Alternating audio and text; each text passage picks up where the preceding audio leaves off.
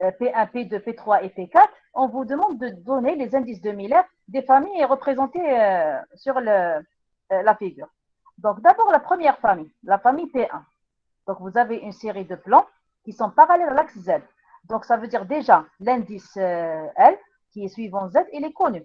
Parce qu'un plan est parallèle à l'axe Z. Ça veut dire qu'il ne le coupera jamais. Ça veut dire qu'il va l'intercepter à l'infini. Donc, déjà, vous avez l'indice L, qui est l'inverse de l'infini. 1 sur l'infini, c'est 0. On est bien d'accord. Donc, il nous manque l'indice H et K. Comment on va faire? Donc, vous avez le choix. Soit vous déplacez les rangées vers le repère. Le repère, il est représenté sur votre figure. Ou bien, il est préférable c'est-à-dire de translater le repère. C'est plus facile de translater le repère. Donc, c'est ce que j'ai fait sur cette figure-là. Donc, j'ai déplacé le repère AB. Je l'ai placé sur un point de la famille représentée. Donc, vous avez le choix. Le point, vous avez le choix. Le repère est représenté là où vous avez des plans représentés. Je trouve l'intersection avec les axes X et Y. Voilà. Donc, j'ai choisi le premier plan de cette famille qui est en rouge, pour qu'il apparaît très bien sur la figure. Donc, c'est le premier plan de la famille, de ma famille. Donc, ce plan, je vois bien qu'il intercepte l'axe des X à 1,5. Il intercepte l'axe des Y à 1/3. Donc, il faut bien voir le schéma. Il faut voir le schéma que vous avez. Donc, je répète, j'ai déplacé le repère. Je l'ai placé ici, mon repère. Puis, j'ai choisi le premier plan de la famille, rencontré à partir de l'origine. Donc, le premier plan de la famille, il est en rouge. Il intercepte l'axe des X, ça veut dire 1,5. Le point 1,5, 0, 0, bien sûr.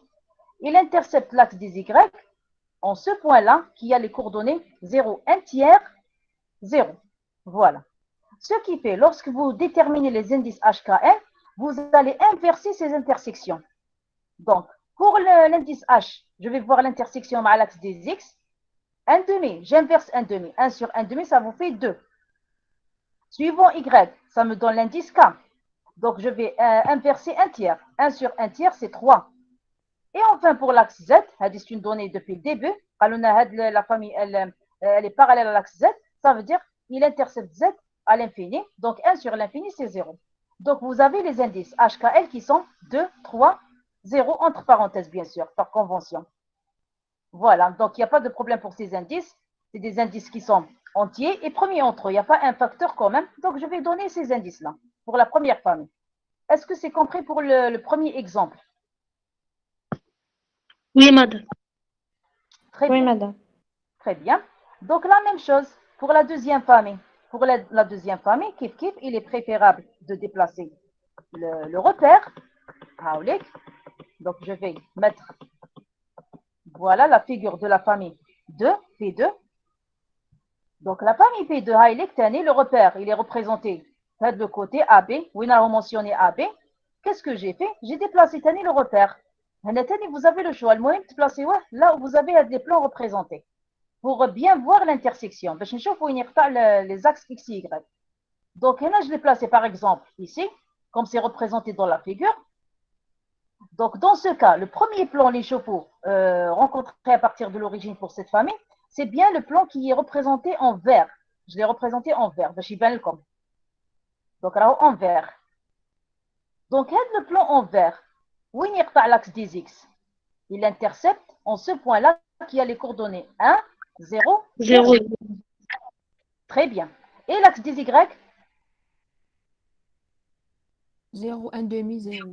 0, 1 demi, 0. Très bien. Alors, pour nous, Y. Voilà, 0, 1 demi, 0. Très bien. Et bien sûr, la première donnée, l'exercice, c'est pour les 4 familles. Alors, comme la famille, elle est parallèle à l'axe Z. Ça veut dire elle va le couper à l'infini. Jamais elle va le couper. Ça veut dire elle va l'intercepter à l'infini.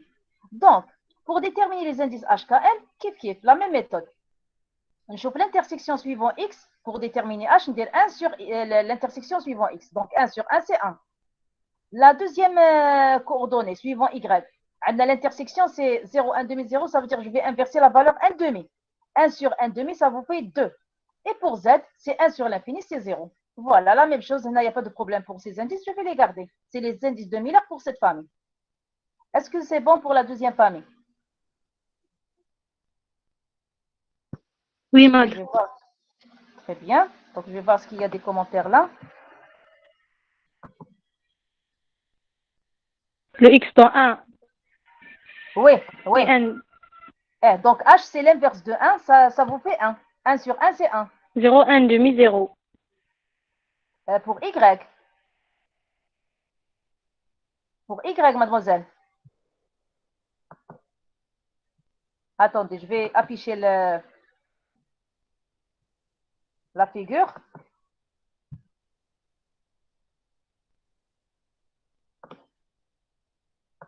Attendez.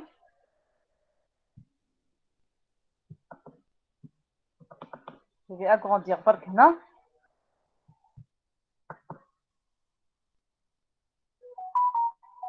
Attendez. Voilà. Donc, je vais agrandir le... Ah, qu'est-ce que j'ai fait? Pardon. Désolé. Patientez un moment.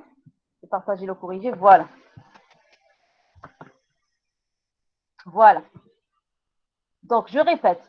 Là, suivant X, où est comme l'axe des A? Là, c'est l'axe des X. Donc, l'intersection avec l'axe des X, c'est 1, 0, 0. Et suivant Y, là où vous avez le vecteur unitaire B, c'est l'axe des Y. Donc, l'intersection, là, ça veut dire 0, 1 demi, 0. Donc, il dit les indices HKL. Donc, il faut inverser les intersections. Donc, l'intersection, on a week-end 1, tous les 1 sur 1, ça fait 1. L'inverse de 1 demi, ça vous fait 2. Et suivant Z, puisque c'est l'infini, c'est 1 sur l'infini, ça vous fait 0. C'est une valeur qui tend vers 0.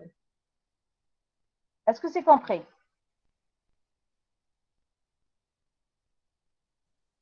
Oui ou non? Oui. Très bien. Donc, on passe à la suite.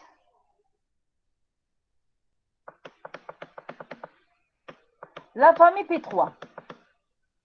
La famille P3, on a le repère d'y aller, m'arrange pour déterminer les indices directement.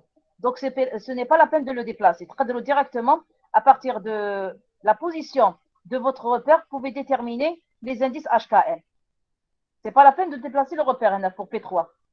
C'est clair?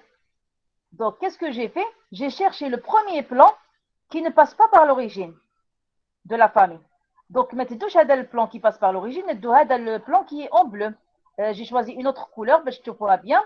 Donc, dites le plan qui est en bleu. C'est quoi? C'est le premier plan rencontré à partir de l'origine. Donc, il est en bleu. Donc, je vais voir où est-ce qu'il intercepte l'axe des X et l'axe des Y. Regardez, qui dit l'extrapolation de l'axe des X, c'est un point d'intersection pour le côté négatif des axes des X. C'est-à-dire, c'est 1 bar 0, 0. Le côté positif, il va l'intercepter dans le côté négatif pour l'axe des X. Donc, ça vous fait le 1 bar 0, 0.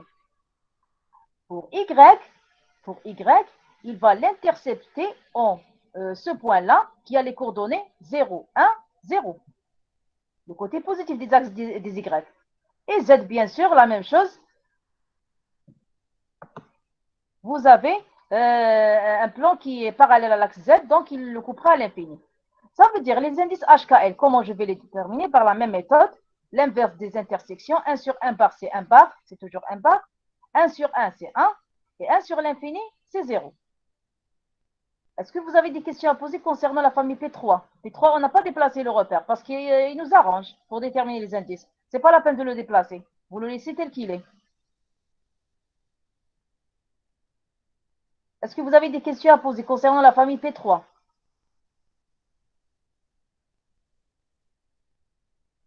Non. Très bien. Donc, on passe à P4. La dernière famille, P4. P4, et le repère ne m'arrange pas. Je dois le déplacer. Je dois le translater. Donc, je vais changer de position. Je vais me mettre en un point de la famille représentée. Voilà. Donc, je l'ai mis par exemple le point sur la figure. J'ai choisi le point. Bien sûr, le choix est aléatoire. Vous pouvez le mettre comme vous voulez. J'ai choisi ce point par exemple. J'ai déplacé le repère et j'ai représenté le premier plan rencontré à partir de l'origine. Et c'est bien le plan qui est en mauve, le plan violet là. Le premier plan rencontré à partir de l'origine sur ma figure. Donc, le plan qui est de l'intersection à l'axe des X, je vois bien que c'est 1 tiers 0, 0. L'intersection, c'est 1 tiers. Il faut bien regarder le schéma. L'intersection, c'est pas en 1 demi, c'est en 1 tiers. 1 tiers 0, 0 pour l'axe des X. L'axe des Y, l'intersection arrive le point 0, 1, 0. Et enfin, pour Z, on a, il est parallèle à Z. Ça veut dire qu'il le coupera à l'infini. Ça veut dire HKL, c'est quoi? Donc, H, ça représente l'inverse de 1 tiers. 1 sur 1 tiers, c'est 3. L'indice K, c'est 1 sur 1. Et l'indice L, c'est 1 sur l'infini. Ça vous fait la valeur 0. Donc, c'est le plan 3, 1, 0. Voilà pour la famille P4. Donc, c'est la même méthode. On a qui connaît le repère, vous arrange. Vous déterminez directement les indices à partir du premier point rencontré. Sinon, il est tout le repère, les plans représentés. Il faut le déplacer pour bien voir les intersections avec les axes, tout simplement. Est-ce que c'est compris pour la première partie? Oui, madame. Très bien. Ensuite, donc, la partie, normalement, donc, les deux groupes ont le corrigé parce que la fois passée, j'ai traité la première partie uniquement pour le deuxième groupe. Le premier groupe, mais la famille P4. Voilà, donc, je répète, ou à la fin de la séance, je vais vous envoyer le corrigé. Donc, vous avez intérêt à suivre. D'accord. La deuxième partie de l'exercice 4. Voilà. Donc, j'ai affiché la figure addict 3D qui représente un réseau cubique de vecteurs de base A, B et C.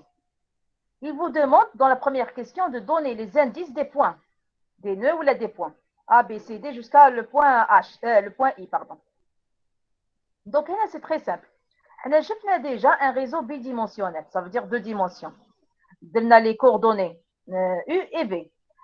Tout simplement, un point, vous avez un réseau tridimensionnel. On a une troisième coordonnée en plus, tout simplement.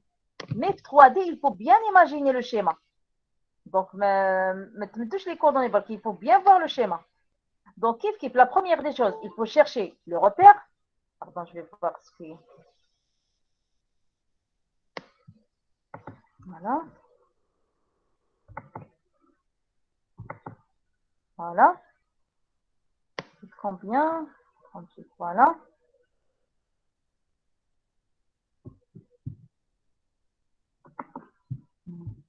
C'est pour agrandir.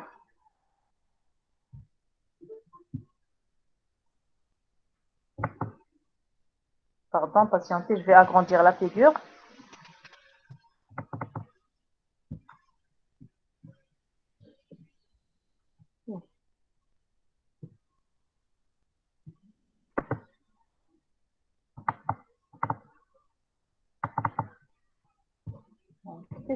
Pour déplacer le... Est-ce que vous voyez l'écran très bien?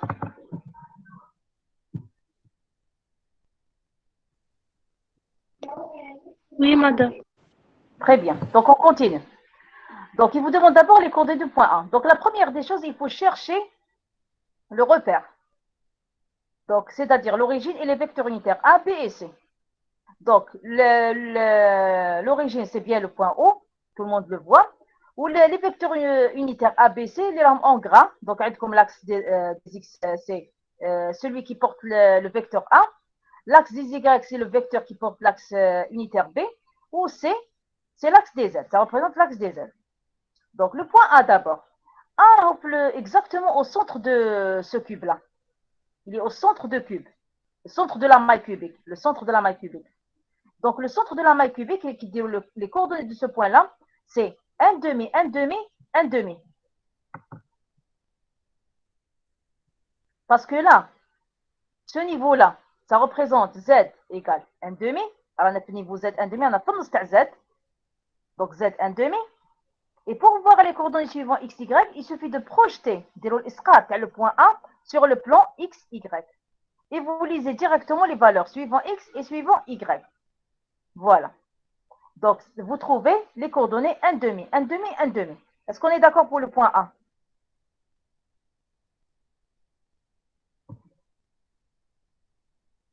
Est-ce qu'on est d'accord pour le point A? Oui. Très bien. Le deuxième point, B, on va le chercher. B, voilà B. Le point B en majuscule, B. Donc B. B pour Z déjà, Z c'est le niveau 1. Alors, au même niveau que le vecteur unitaire C. Tout le monde le voit. Donc B, Z égale 1. Donc pour la valeur Z, on l'a déterminé. Maintenant pour la valeur suivant XY, la projection de point B sur le plan XY. Qui dit la projection de point B sur le plan XY, je vais me retrouver sur le point E. Qui dit la projection de B, c'est le point E. Donc, E, vous lisez directement les coordonnées X ou Y. Regardez, X ou Y. Et X, ça vous fait 1 suivant X ou 1 suivant Y. Donc, au total, les coordonnées du point B, c'est quoi? C'est 1, 1, 1. 1 suivant X, 1 suivant Y ou 1 suivant Z. Vous êtes d'accord pour le point B? Ou là, vous avez des difficultés à trouver les coordonnées? Oui, c'est d'accord. Très bien. Donc, B, c'est bon. Le point C maintenant. Le point C, où est-ce qu'il est? C, il faut le chercher, à ne pas confondre avec le vecteur unitaire C. C'est le point C à côté du point B. C. Schéma à côté du point C. Donc, kif, on a fait niveau Z égale à 1 parce qu'on a au même niveau que le vecteur unitaire C. Donc, pour C, c'est bon, c'est 1. Pour XY, la projection de le point C sur le plan XY. Qui dit le point C sur le plan XY, c'est le point D. Le C sur le plan XY, c'est le point D. Et donc, vous lisez directement les coordonnées du point D. Donc, ça vous fait. A. Donc, là, suivant X, c'est 0, mademoiselle. 0, 1, 1. Très bien. Donc, 0, 1, 0. Parce que 0 suivant X, 1 suivant Y ou Z, c'est 1. Très bien. Maintenant, pour le point D, on va le chercher où est-ce qu'il est. D, le plan XY. Tout le monde le voit, le point D. Alors, on a le plan XY. Donc, ça vous fait Z déjà égal à 0 parce qu'on a le plan XY. Les points, tous les points qui appartiennent au plan XY ont la coordonnée Z nulle.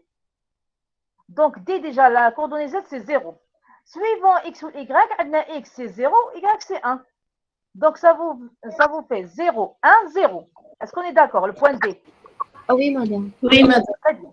Très bien. Donc, c'est 0, 1, 0. Très bien. Ensuite, le point E. Le point E. Le point E à côté du point D. Le E. Donc, le E, c'est un point qui fait partie du plan XY. Ça veut dire qu'il a la coordonnée Z nulle. Z diélo, c'est 0. Parce qu'on n'a pas le plan XY toujours. 1, 1, 0. Très bien, très bien. Très bien. Donc, X, c'est 1, Y, c'est 1, ou Z, c'est 0.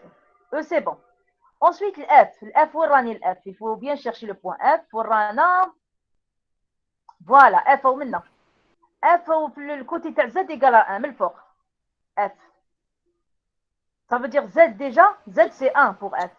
Alors, on a plus le côté où au même niveau que le vecteur unitaire C. Ça veut dire que la coordonnée Z égale 1. Ensuite, pour X, ou F sur le plan XY. Qui dit la projection de F sur le plan XY, je vais me retrouver sur un point de l'axe B, de l'axe Y, pardon. Ça veut dire la coordonnée de F suivant Y, c'est quoi? 0, 2, très bien. 0, 2. Et pour Z, c'est 1. Ça vous fait 0, 2, 1. Voilà, très bien. Très bien. Donc, vous avez compris. Donc, à 3 dimensions, il faut voir bien le schéma que vous avez. Il faut bien voir le schéma. Il n'y a rien d'extraordinaire. Donc, à 2D, nous avons une troisième coordonnée. Ça veut dire 3 dimensions, il faut lire le schéma avant de donner les coordonnées. Ensuite, F, c'est bon. G. G à côté du point F. Alors, je vous demande de donner les coordonnées de point G. Est-ce que vous avez compris pour G? G. 1, 2, 1. Attendez, 1, 2, 1. Très bien. Donc, vous avez bien compris. Donc, vous avez très bien vu le point G. C'est bon pour H. H, ورانا H ou le côté négatif. تاع l'axe C. أو من تحت. H. 0, 1, moins 1. 1 bar. Non. Non. 0, 0, 1 bar.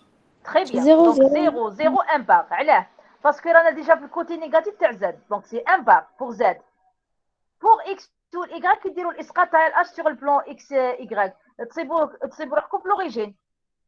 Donc, ça veut dire 0, 0, 1 bar pour H.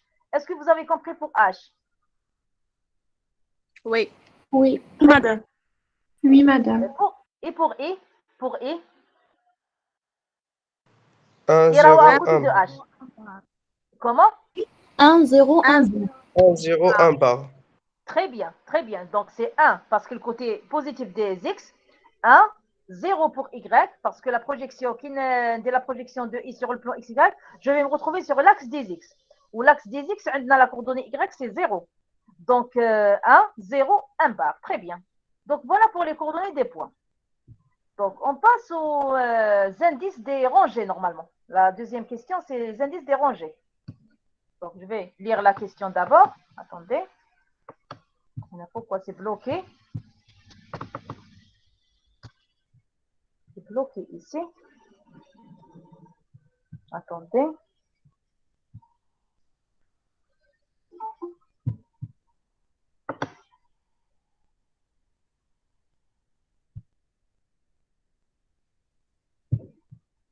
Donc, je n'arrive pas à agrandir le...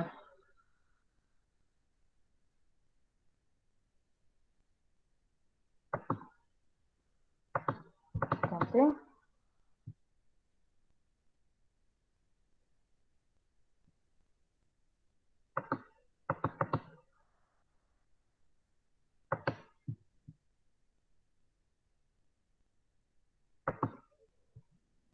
C'est pas ça.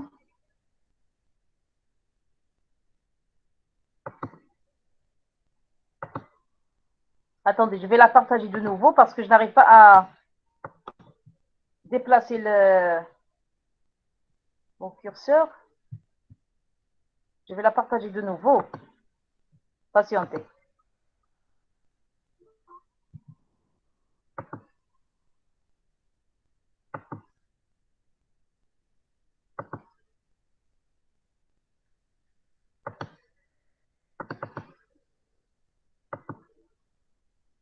Voilà.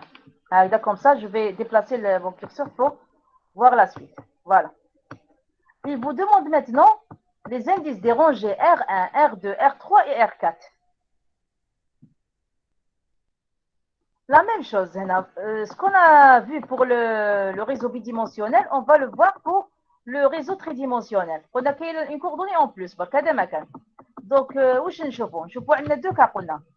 Un cas où la rangée passe par l'origine. Ou le deuxième cas où on a une rangée qui ne passe pas par l'origine. كيما شفنا deux dimensions. كيف. Donc, d'abord R1. R1, je l'ai dessiné en rouge, باش تبان في الشيما. Je l'ai dessiné sur le même schéma précédent, en rouge. Donc, elle dit que c'est R1. Alors, R1, est-ce que c'est une droite qui passe par l'origine? Oui. Oui, madame. Très bien. Donc, pour cette cas-là, où je deux dimensions, on va l'appliquer à 3 dimensions. C'est-à-dire, on va chercher le premier point rencontré à partir de l'origine sur cette rangée, sur cette droite. Donc, c'est quel point? 0, 0, 0. le cube هذا اللي راهم الفوق هذا اللي راهم الفوق هذا لو بوين l'extrémité تاع le cube هذايا هذا هو le premier point rencontré à partir de l'origine. On est bien d'accord? Parce que c'est des nœuds, n'oubliez pas que c'est des nœuds. Ce que vous avez pour cette maille, la première maille dessinée هذه. D'ailleurs, pour la première maille هنا, il manque des nœuds. Normalement, même les sommets, ils comme des nœuds. En noir, هذوما les points en noir, هذو c'est des nœuds. Ce qu'on a pour cette maille, on l'a pour les autres mailles adjacentes, parce que c'est un réseau qui se répète dans l'espace. Donc, l'extrémité du cube qui est en haut, le cube qui est en haut. Donc, l'extrémité de ce cube-là, c'est le premier point rencontré à partir de l'origine. On est bien d'accord?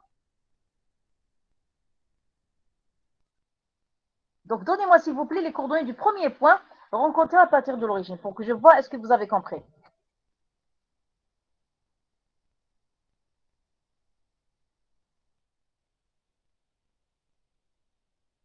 Alors,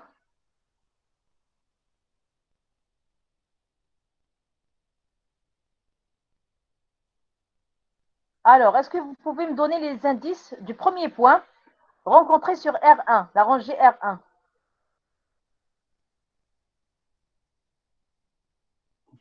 C'est 1, 1, 2. Attendez, 1, 1, 2. Très bien. Donc, c'est 1, 1, 2. Parce que qui dit le côté positif de l'axe Z, on a le niveau Z égale à 2 pour Z. Très bien.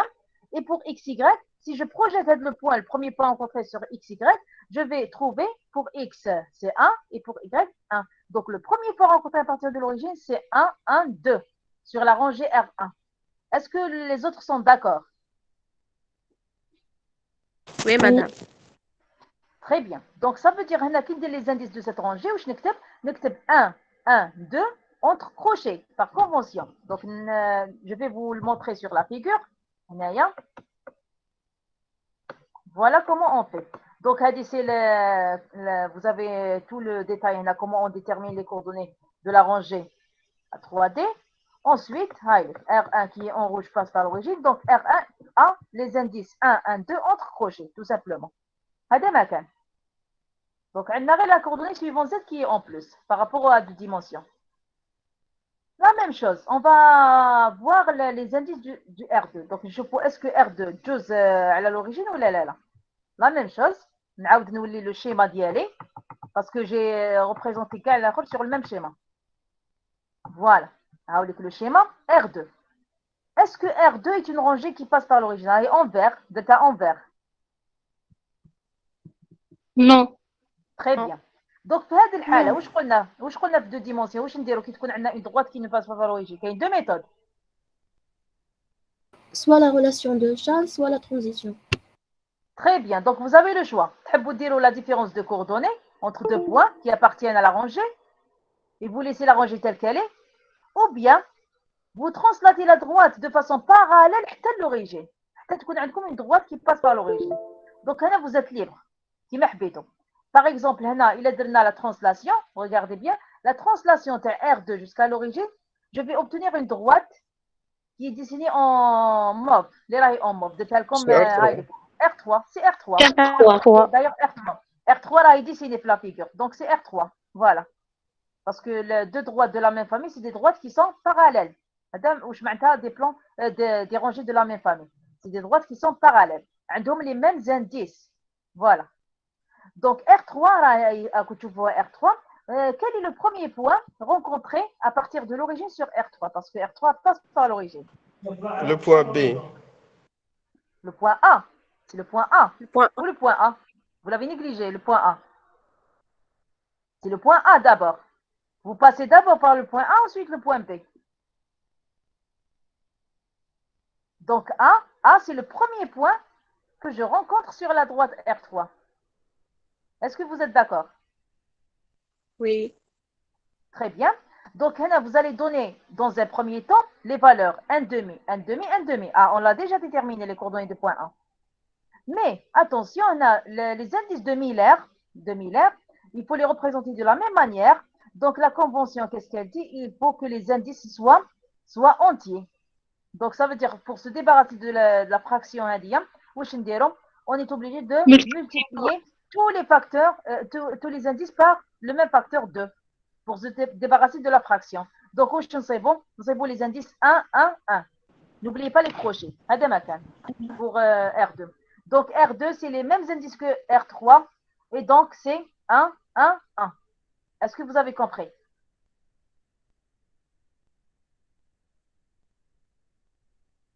Oui. Oui ou non? Très bien. Oui, madame. Donc, R3, là, c'est bon. On a donné les indices de R3 à la même occasion parce que qui donne la translation de R2, R3. Donc, R3, c'est bon. R4. R4, c'est une droite qui passe par l'origine. n'est-ce pas? Donc, هذه ثاني هاد la droite هذه elle a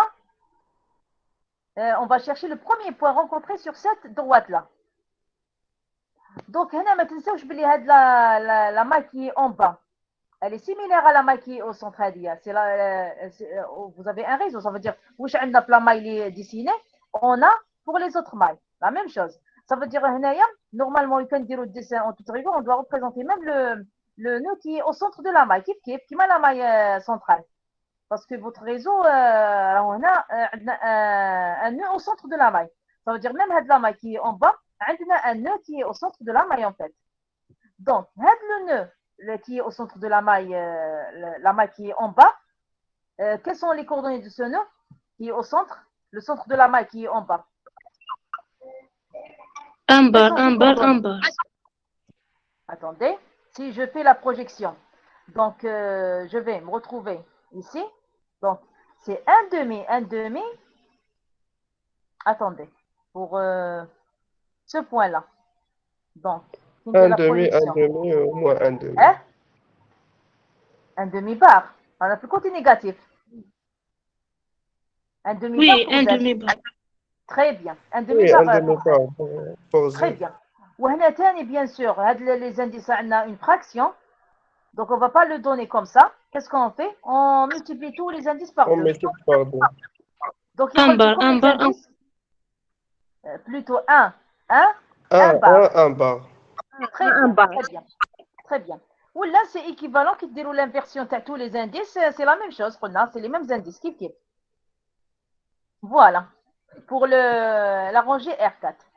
Est-ce qu'on est d'accord pour les indices dérangés? Il n'y a pas de problème pour les indices dérangés. Où je suis de dimensions, n'appliquez à 3 dimensions. Sauf là, faites attention, on a 3 indices. Donc, il faut bien voir qui dit la translation à 3 dimensions. Il faut bien le schéma. Les indices. Il faut bien imaginer ce que vous avez en réalité, le réseau tridimensionnel. Sinon, c'est le même raisonnement. Est-ce que c'est compris? Oui. Donc, puisque vous n'avez pas de questions à poser concernant ça, on va passer à la suite. Au même temps, je répète, vous aurez le détail après. Je vais vous envoyer le corrigé après.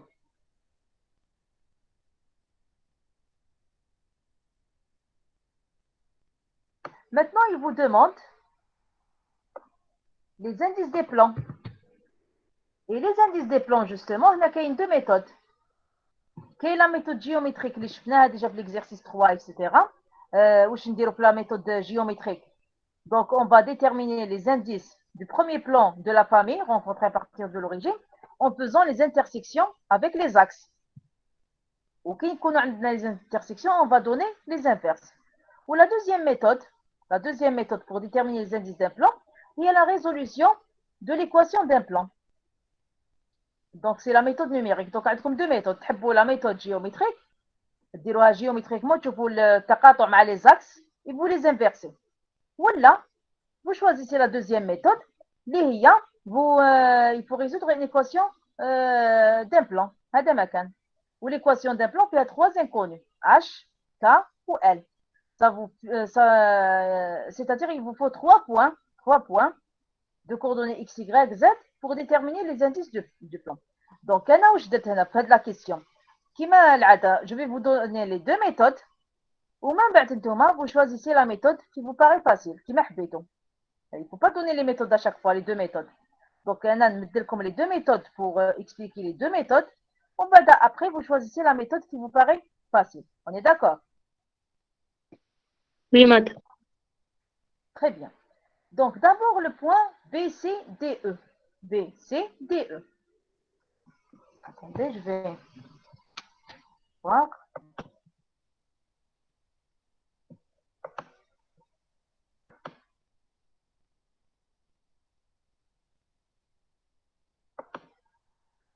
Non, c'est pas ça. Attendez.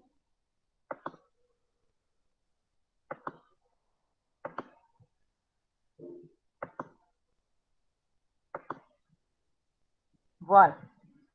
Donc, il faut bien chercher le plan en question. On va le plan BCDE. Donc, là, normalement sur votre écran, il est assuré en rouge. Je l'ai assuré en rouge. B, C, D, E. Donc, en fait, c'est un plan de cube. C'est une surface de cube dislignée. Donc, là, assuré en rouge, c'est une partie, bien sûr, du plan. Le plan, il est infini. Donc, B, C, D, E. Kif, kif. D'abord, est-ce que mon plan passe par l'origine? Sinon, je dois chercher un autre plan de la même famille. C'est-à-dire, le premier plan, on fait à partir de l'origine. Donc, je vois très bien que mon plan ne passe pas par l'origine. Il est à l'origine. Mais il touche à l'origine. Le plan assuré en rouge. B, C, D, E. Il ne passe pas par l'origine. Dans ce cas,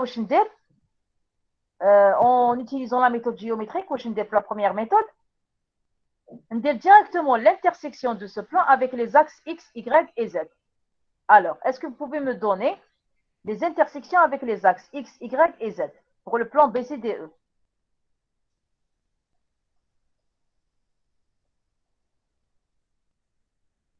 Alors,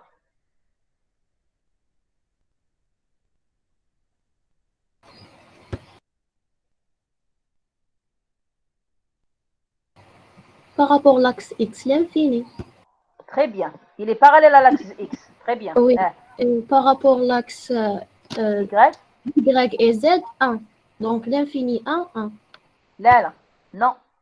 Pour l'axe des Y, c'est vrai. C'est le point d'intersection, c'est 0, 1, 0. Mais pour Z, regardez très bien, mademoiselle. C'est l'infini. L'infini aussi. Voilà. Il est parallèle à l'axe. Il est parallèle au plan XZ. Oui, c'est bon. Le plan d'Iena. Parallèle au plan XZ. Ça veut dire qu'il est parallèle à l'axe X ou l'axe Z en même temps. N'est-ce pas? Oui, madame. Très bien. Donc, le plan en rouge, il intercepte X à l'infini. Il intercepte l'axe des Y en un point de coordonnées 0, 1, 0. Et il est parallèle à Z aussi. Donc, qu'est-ce qu'on va dire? Les indices de mon plan, ça sera 1 sur l'infini, c'est 0. 1 sur 1, c'est 1. Ou 1 sur l'infini, c'est 0. Ça vous donne le plan 0, 1, 0 entre parenthèses, bien sûr. Est-ce que vous êtes d'accord? Oui. Très bien. Donc, Madame, c'est j'ai la pas méthode compris. géométrique. Pardon? Madame, Oui? j'ai pas compris. نعاودو. ما فهمتش. Le plan, est-ce que راك تشوف le plan BCDE? Oui, Vous le voyez très bien. Donc, كي دير تقاطع مع l'axe des X. حوس على l'axe des X, سي دير تقاطع تاع le plan ديالك avec l'axe des X. Est-ce qu'il intercepte ou pas? يقطعوا. non, Il est parallèle donc.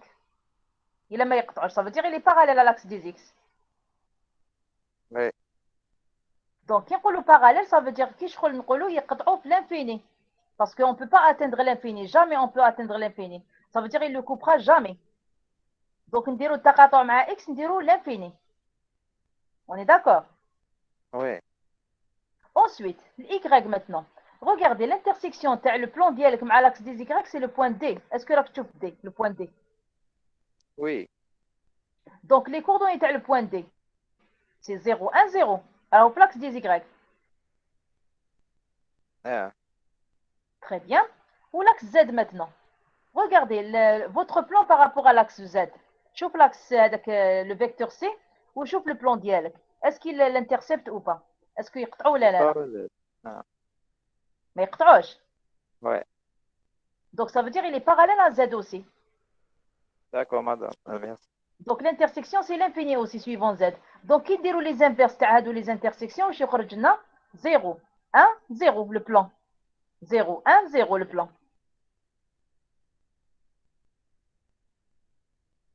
J'ai répondu à votre question. Oui, madame, merci. Très bien. Donc, c'est la méthode géométrique. نعطيكم une méthode واحدة أخرى ثاني إلا حبيتوا تستعملوها إلا جاتكم سهلة كما حبيتوا. Donc, كل واحد يشوف لا méthode اللي يشوفها سهلة. Donc, هذه c'est la méthode géométrique. La méthode numérique وشنو هي on va résoudre l'équation d'un plan. Donc, نعاود نحبط هنايا باش تشوفوا le corriger. Voilà. Voilà. L'équation d'un plan, c'est quoi? C'est hx plus ky plus lz égale à 1. على درناها 1 هذه que représente la valeur 1 هذه. C'est pour dire que c'est le premier plan rencontré dans la famille. هذا واش معناتها 1. هذا la valeur 1. 1 ça veut dire que il s'agit du premier plan rencontré dans la famille en question. هذا ما كان. Donc qu'est-ce que je dois déterminer? Je dois déterminer les indices H, K ou L. Ça veut dire que j'ai 3 inconnus. 3 نحوس عليهم H, K ou L. نعرفوا mathématiquement pour résoudre une équation à 3 inconnus, لازم لي 3 équations. 3. منين نجيب هذه 3 équations? Eh bien, tout simplement, il faut choisir 3 points du plan. Donc, لازم تخيلوا 3 points. Ou le choix, bien sûr, il est aléatoire. المهم تصيبوا les 3 points du plan. Par exemple, là, qu'est-ce que j'ai choisi? J'ai choisi le point D, le point E, le point C. Donc, regardez, comme le schéma, le point bleu, effectivement, c'est des points qui appartiennent à mon plan. Par exemple, j'ai choisi D, le point E, le point C. J'ai choisi les points, par exemple. Les points, c'est des points qui appartiennent à mon plan. Par exemple, le point B, C et E. واحد آخر يخير B, D, E. المهم, c'est des points qui appartiennent à mon plan. Donc, les points, عندنا les coordonnées ديالهم. Les points ont des coordonnées connues. على بالنا les coordonnées ديالهم. واش ندير? Je vais les remplacer dans l'équation du plan. Donc, par exemple, le point D. Le point D, qu'est-ce qu'il a comme coordonnées? Le point D, c'est 0, 1, 0. Donc, qu'est-ce que vous obtenez? 0 fois H plus 1 fois K plus 0 fois L égale à 1. Donc, ça veut dire, هذه واش راهي حتمد لكم l'indice K. واش نصيبوا من هذه المعادلة؟ K. K صبناه K égale à 1. C'est bon, je l'ai trouvé. K, c'est bon, je l'ai trouvé. Maintenant, you can تعوضوا les coordonnées du point E. Le point E, les coordonnées du point E, c'est 1, 1, 0. On l'a déjà déterminé pour la première question, si vous vous rappelez. Donc, je vais remplacer les coordonnées du point E dans l'équation du plan. Qu'est-ce que j'obtiens? 1 fois H plus 1 fois K plus 0 fois L égale à 1. Donc, qu'est-ce que j'obtiens? Puisque le cas, d'après la première équation, je l'ai déjà trouvé. C'est bon, H égale à 0. Et enfin, le point C. Le point C, c'est vous remplacez ces coordonnées dans l'équation du plan. Qu'est-ce que vous obtenez? Parce que le point C, c'est 0, 1, 1. Donc, 0 fois H plus 1 fois K plus 1 fois L égale à 1. Et donc, K, نعرف la valeur d'après la première équation, c'est égal à 1. نعوض K par 1. واش نصيب؟ هنا H fois 0, 0, 0. يخرج لنا L égale à 0. Et donc, attention pour l'ordre, parce que l'ordre, c'est HKL. Ben, écoute, l'ordre, HKL. Donc, H égale à 0, K égale à 1 ou L égale à 0. Qu'est-ce que je trouve? 0, 1, 0. C'est les mêmes indices que j'ai trouvés par la méthode géométrique. Kif, kif. On doit trouver la même chose. Est-ce que tu as la méthode numérique? Oui, madame. La méthode numérique. Oui, c'est compris. Donc, celui qui n'a pas compris, il peut poser sa question maintenant. La méthode numérique, prenez les 3 nœuds. 3 nœuds du plan. Parce que là, on a des équations qui ont 3 inconnus. 3 مجاهيل H, K ou L. Donc, باش نصيب هاد المجاهيل 3 H, K, L, لازم لي 3 équations mathématiques. Ou 3 équations mathématiques منين نجيبهم؟ لازم لي 3 points du plan. Ou les points, كل واحد واش يخير. أنا خيرت par exemple DEC, كاين واحد آخر يقدر يخير le point BED. Par exemple, les points BED, par exemple BCD. Donc, vous êtes libre de choisir les 3 points. L'essentiel, les 3 points doivent appartenir à mon plan. Est-ce que c'est clair?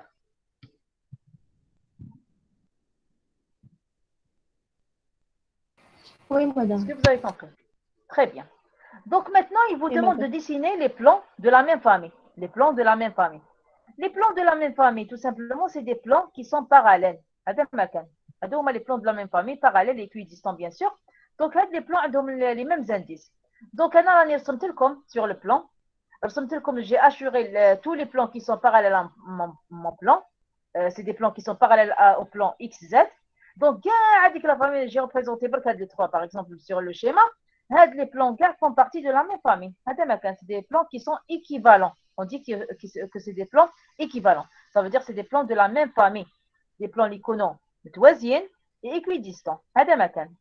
Est-ce que vous avez compris ce que c'est? Des plans équivalents.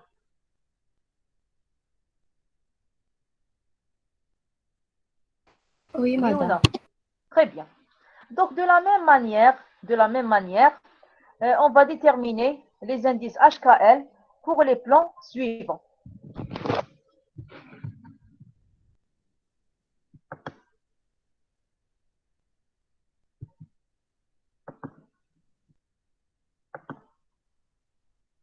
Voilà.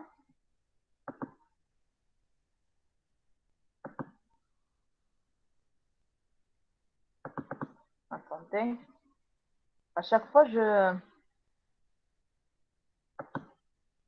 dois refaire le... Voilà.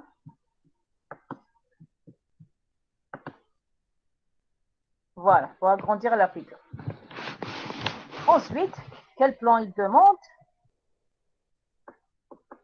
Il demande le plan BCFG.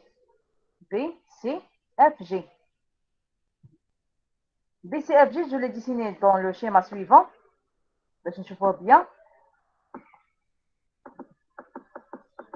Voilà. BCFG, je l'ai assuré en vert. Et bien, le plan BCFG, c'est un plan qui est parallèle au plan XY. C'est un plan qui est équivalent au plan XY. Est-ce que tout le monde voit le plan, le deuxième plan BCFG? Oui. Très bien. Oui. Donc, la même chose, soit traitement la méthode géométrique, l'intersection avec les axes et vous les inversez, soit traitement la méthode numérique. Vous avez le choix. Qui m'a حبيتو. وهنا aussi la solution pour le corriger. On va vous les deux méthodes. وانتم خيروا la méthode qui vous convient, qui vous paraît facile. تحبوا l'intersection مع les axes ولا l'équation d'un plan. هذا ما كان. Donc, qui ندير la première méthode? L'intersection avec les axes x, y et z. Donnez-les-moi, s'il vous plaît.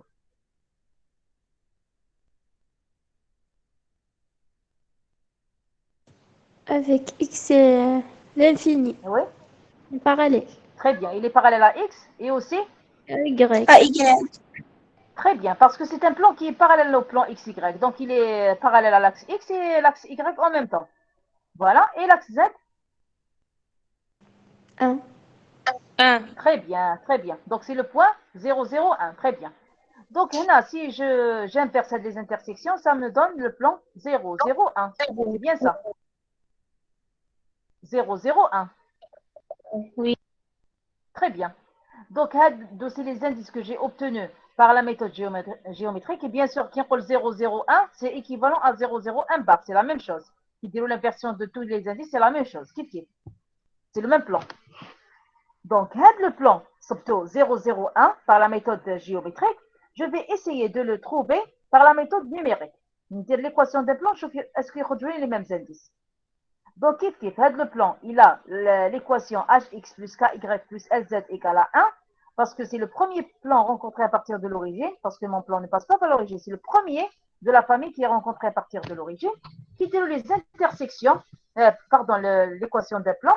Vous pouvez choisir, par exemple, le point CBG, le point FGB, le point CGF, comme vous voulez. Le moyen de 3 points. 3 points de votre plan. Par exemple, qu'est-ce que j'ai pris? Le corriger Naya. J'ai pris, par exemple, le point B, C. Oh, bon, vous n'êtes pas obligé de prendre un point soit C, soit B, soit un autre plan un autre point du plan. Le point doit appartenir à votre plan. Donc, qu'est-ce que j'ai pris là comme point?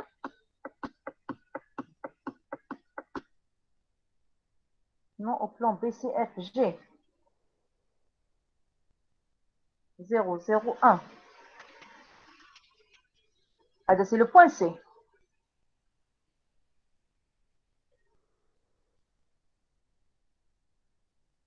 Attendez, là, je me suis trompée, je pense. Dans la première, nœud de coordonnées 001 appartenant au plan BCFG.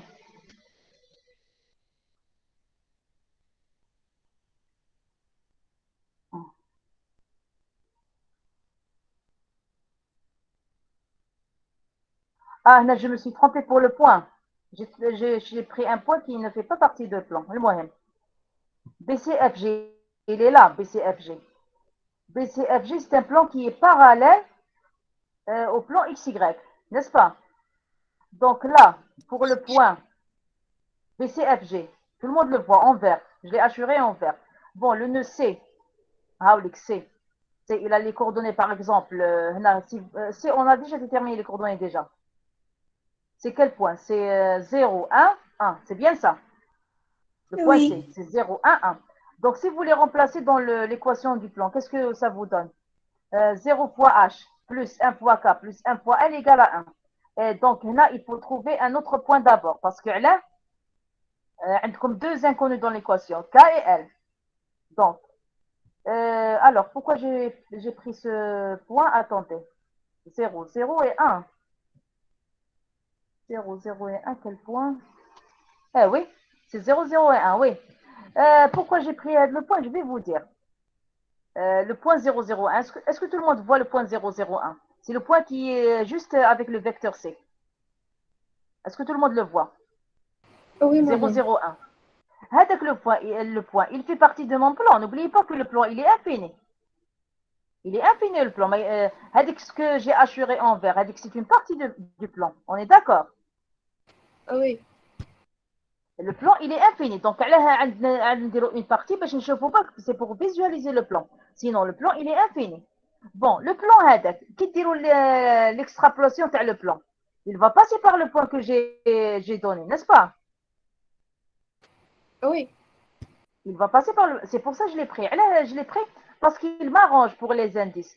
Bon, qui dit le point C directement, regardez. Qui au double point C directement. Qu'est-ce que vous obtenez? 0 fois H plus 1 fois K plus 1 fois L égale à 1, n'est-ce pas? Donc, il y a l'équation. Le K ou le L qui sont inconnus. On est d'accord?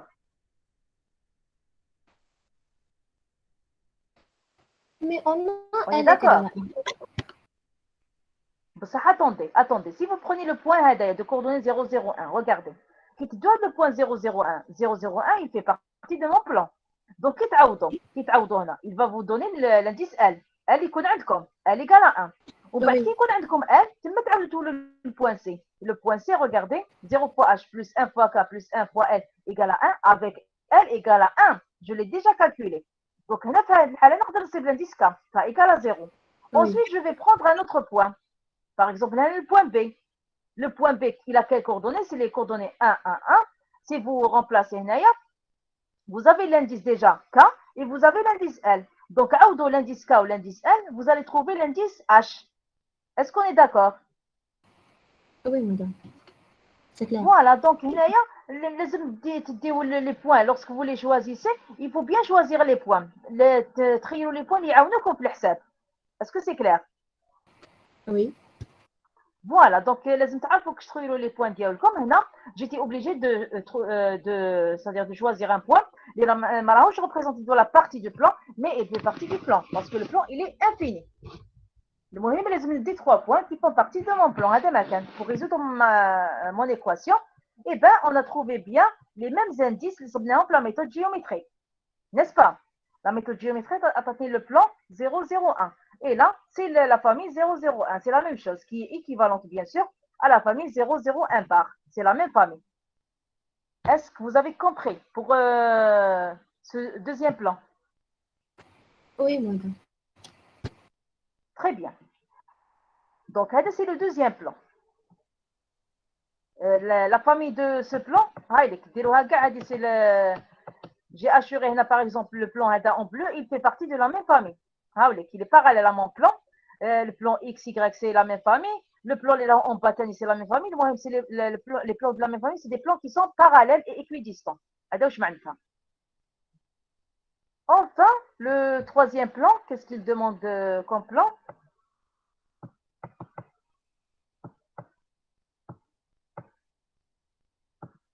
Le plan EDHI.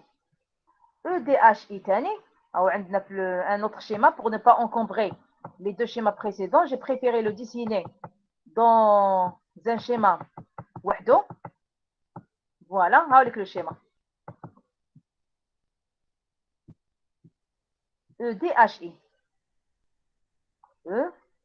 EDHI. Donc, c'est le plan qui est en rouge. Est-ce que tout le monde voit le plan en question, EDHI? Oui, madame. Pourquoi j'ai dessiné EDHI? Pourquoi je n'ai pas pris le plan directement, BCFG?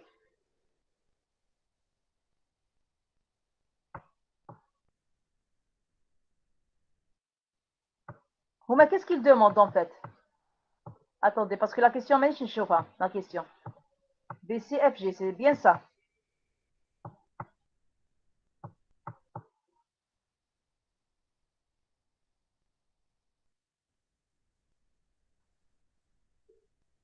Ah, BCFG, c'est bon, on a traité EDHI plutôt. EDHI, c'est bien ça. EDHI, voilà. EDHI. Pardon. Voilà. EDHI. Donc, c'est un plan qui est diagonal. N'est-ce pas? EDHI.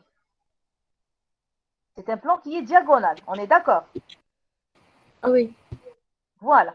Donc, aide le plan. Il faut bien voir le plan et vous déterminez par la méthode géométrique, par exemple, les intersections avec les axes X, Y et Z. Alors, pour X, d'abord.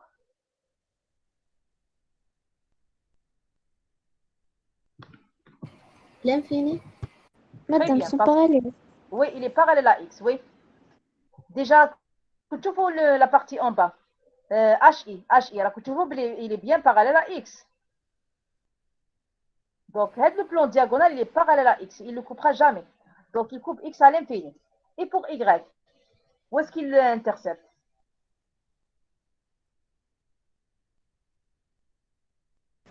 Un. Très bien. Le point D.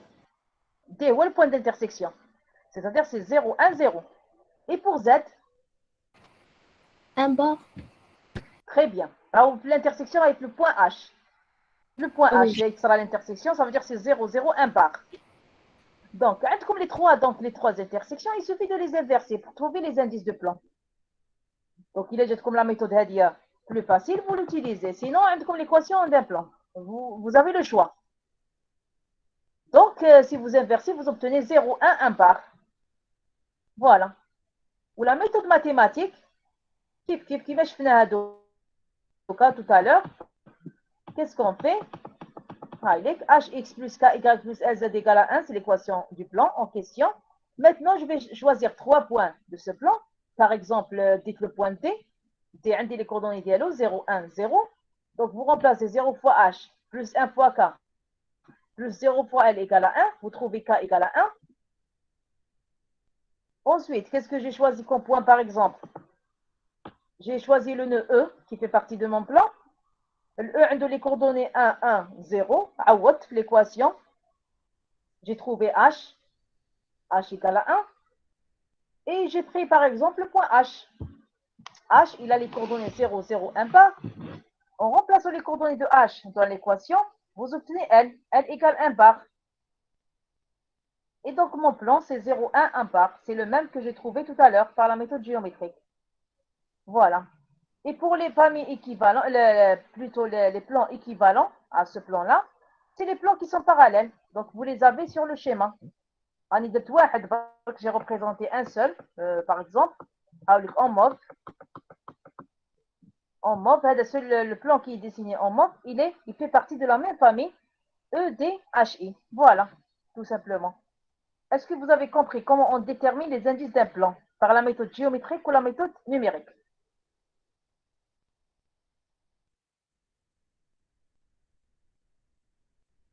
Oui ou non? Oui, madame.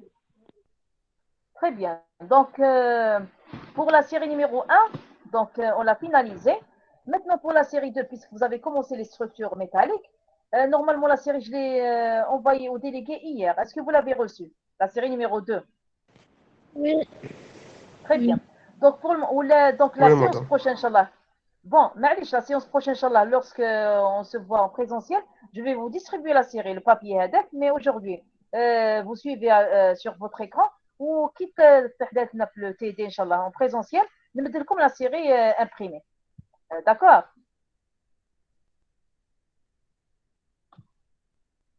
Donc, D'accord. je vais partager d'abord le corrigé de l'exercice 1. On va traiter le premier exercice de la série 2. Donc,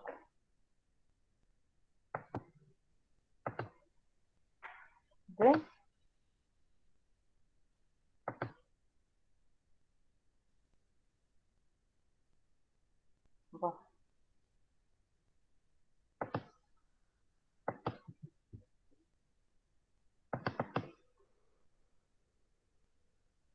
Structure métallique.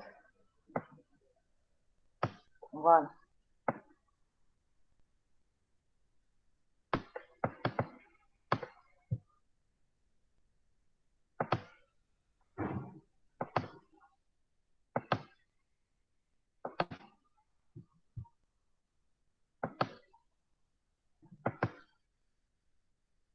Voilà. Est-ce que vous voyez très bien l'exercice 1 affiché? Oui, madame. Très bien. Donc, le premier exercice traite la structure cubique centrée. Normalement, en cours, vous avez commencé les structures métalliques. D'après votre charge de cours, vous avez traité la structure cubique centrée. Donc, c'est ce qu'on va faire aujourd'hui. On va traiter le premier exercice. Ça concerne la structure cubique centrée. Donc, qu'est-ce qu'on vous dit? Je vais lire d'abord l'énoncé. Donc, à température ambiante, le niobium, Nb, c'est son symbole chimique, cristallise dans la structure cubique centrée. Le paramètre de maille A égale 330 picomètres. Et vous avez sa masse molaire aussi, qui est égale à 92,9 grammes par mol. Premièrement, on vous demande de dessiner la maille du cristal de niobium et d'établir la projection côté dans le plan 001. Donc, d'abord, je vais dessiner la maille. Donc, qu'est-ce qu'on vous dit? On vous dit que le niobium cristallise dans la structure cubique centrée. Ça veut dire la maille, elle doit être cubique. Cubique d'abord. Donc, le niobium, où est-ce que je vais les placer? Je vais placer les atomes de niobium. Je vais les placer au sommet de la maille et au centre de la maille. Voilà la structure cubique centrée. Donc, vous l'avez en bas. Donc, je vais déplacer Voilà. Voilà la structure cubique centrée. Donc, j'ai représenté les atomes de niobium en jaune, par exemple. C'est des sphères, parce qu'on assimile les atomes à des sphères. Donc, comme des sphères de niobium au sommet de la maille cubique et au centre de la maille cubique. Voilà la maille cubique centrée. Maintenant, il vous demande de déterminer la projection côté de cette maille sur le plan 001. Le plan 001, en fait, c'est le plan XY. C'est le plan XY.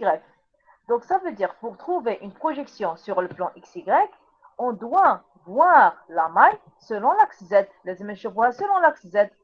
La projection, voilà, j'ai mis un petit schéma là pour dire qu'il faut voir la maille selon l'axe Z.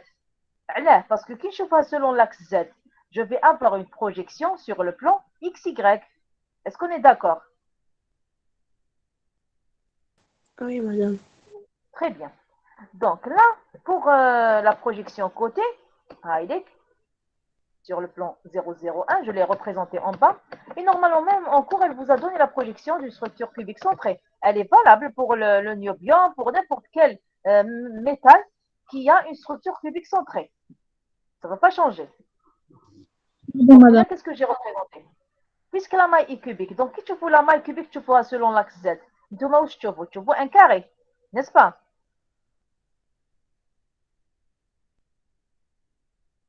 Qu'est-ce que vous voyez selon l'axe Z? Où je vois selon l'axe Z?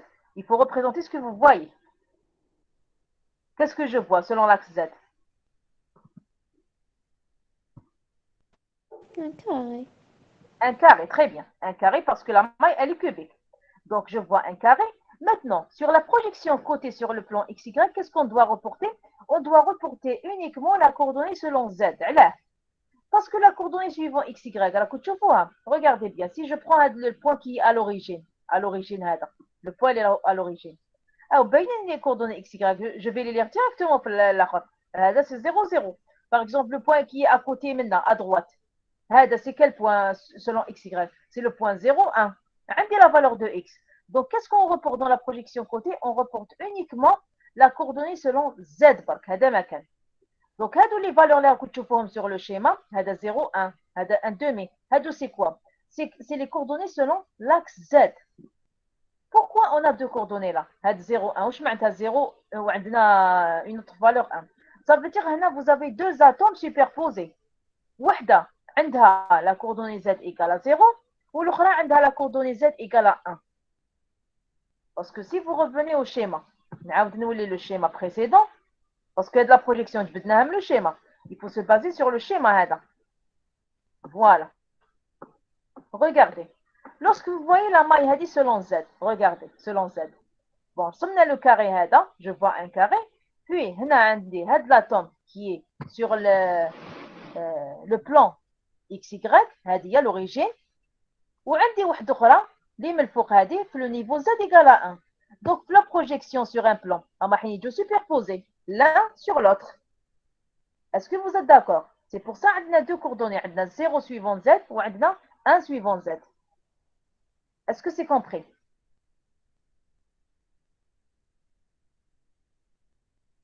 Est-ce que vous avez compris? Oui, madame, c'est compris. Très bien. Madame. Donc, oui?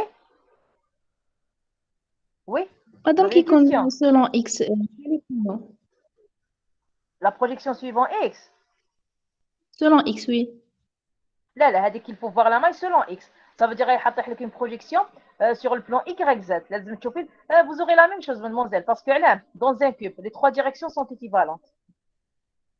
Vous aurez la même chose, mais à ce moment-là, la coordonnée qui a la projection, c'est la coordonnée selon X. On est d'accord?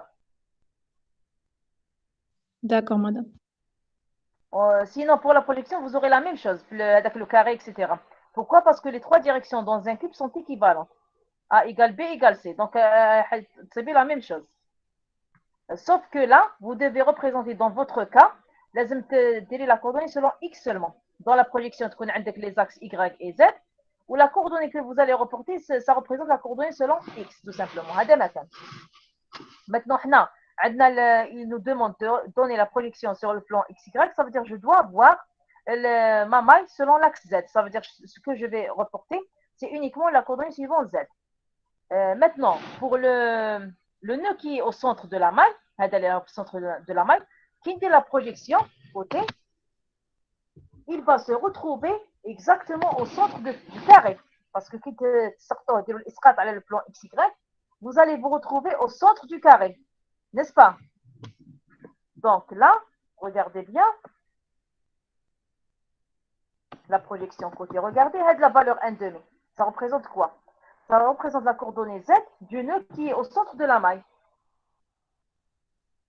Est-ce que vous avez compris la projection côté sur le plan XY pour la structure cubique centrée? Oui, madame. Oui ou non? Très bien. Donc, c'est la projection la plus simple. C'est la projection la plus simple. La maille cubique centrée qui est au sommet de la maille. Les sommets de la maille, où ils la projection, ils recoupent les sommets du carré. Avec deux coordonnées, 0 et 1. 0 et 1, 0 et 1 à chaque fois. Ou le nœud qui est au centre de la maille, il revient exactement au centre du carré avec la coordonnée Z égale 1,5.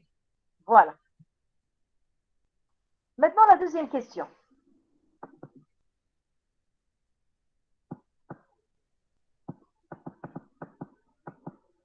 Qu'est-ce qu'il vous demande? Il vous demande de donner le nombre d'atomes de niobium par maille élémentaire et préciser leur position. Quelle est la coordinate de niobium dans cette structure? Donc, on va le calcul du nombre d'atomes de niobium par maille. Donc, dans la structure cubique centrée, on a combien d'atomes par maille? Si on veut faire le calcul, c'est bon.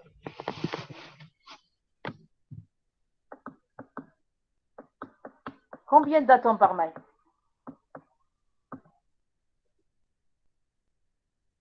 8 atomes. Non, c'est faux. Pourquoi c'est faux? Parce que le sommet, par exemple, mademoiselle, le sommet, il n'est pas propre à la maille, à votre maille dessinée uniquement. N'oubliez pas que vous avez un réseau tridimensionnel. واش معناتها؟ حنا رسمنا une maille برك du réseau. رسمنا غير وحده من الريزو ديالنا. هذا واش رسمنا في le schéma. Mais en fait, en réalité, on a un réseau, c'est-à-dire que vous avez une infinité de mailles de même type, هكذا كيما اللي رسمناها. Donc ça veut dire هذا le sommet, le sommet, il fait un atome de niobium, il est partagé entre, en fait, 8 mailles identiques. Chaque sommet est partagé entre 8 mailles identiques. Donc, ce qui appartient à votre maille, de la maille, ce qui appartient à cette maille, c'est le 1/8 par un sommet. Est-ce que vous avez compris? Oui, madame. On a une sphère qui est au sommet. Une sphère qui est au sommet. Non. هذاك le sommet. ما راهوش وحده تاع هاد لا ماي، راهم مشتركين فيه plusieurs mailles. En fait, 8 mailles au total, parce que ما تنساش un réseau très dimensionnel. Très dimensionnel, ça veut dire كي ترسمي السومي هنا عندك 8 mailles مشتركين فيه، 8. Donc ça veut dire ce qui appartient à votre maille, 1/8 برك. Un sommet, pour un sommet عندك 1/8. Mais combien de sommets vous avez au niveau de la maille? عندنا combien de sommets? 8. 8. Donc ça veut dire au total, par le sommet, 8 fois 1/8. On est d'accord? Plus 1. Plus 1, هذاك le 1 تاع السنتر. Le 1. Pourquoi? Parce que le centre ما عندي ما نقسم فيه. Parce que le centre, il est propre à la maille ديالي. Le centre n'est pas partagé avec d'autres mailles. Il est propre à la maille uniquement. ماشي مشتركين فيه le centre. Est-ce que c'est compris?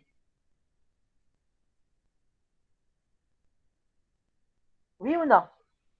Oui, madame. Oui. Très bien. Donc, qui déroule le compte, vous trouvez 2 atomes de niobium par maille au total.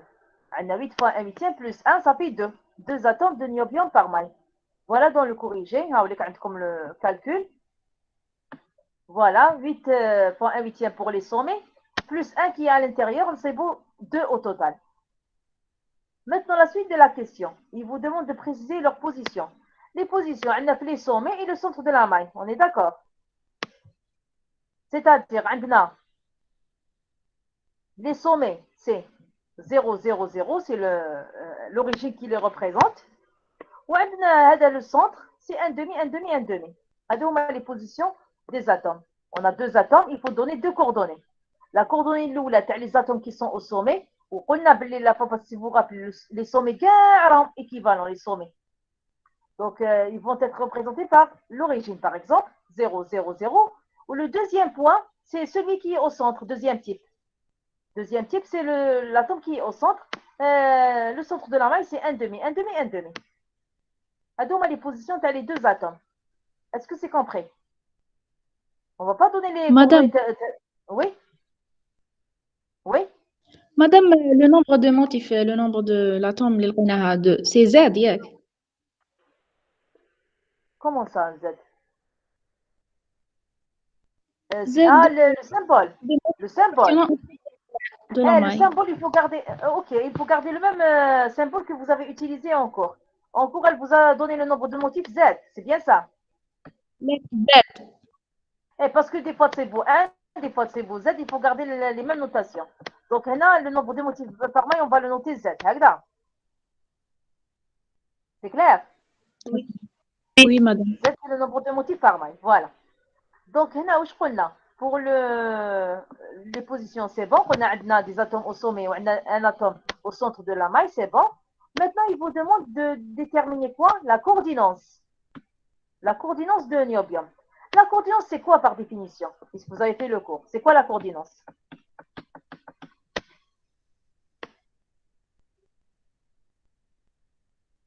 La définition de la coordinance, c'est quoi?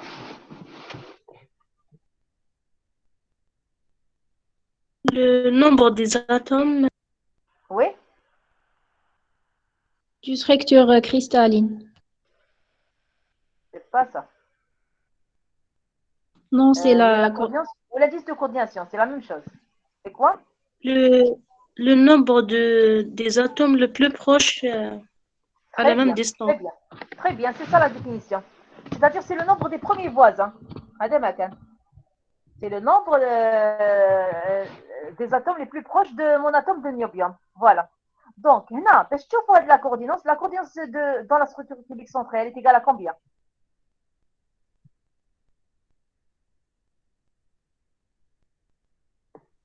Elle est égale à combien?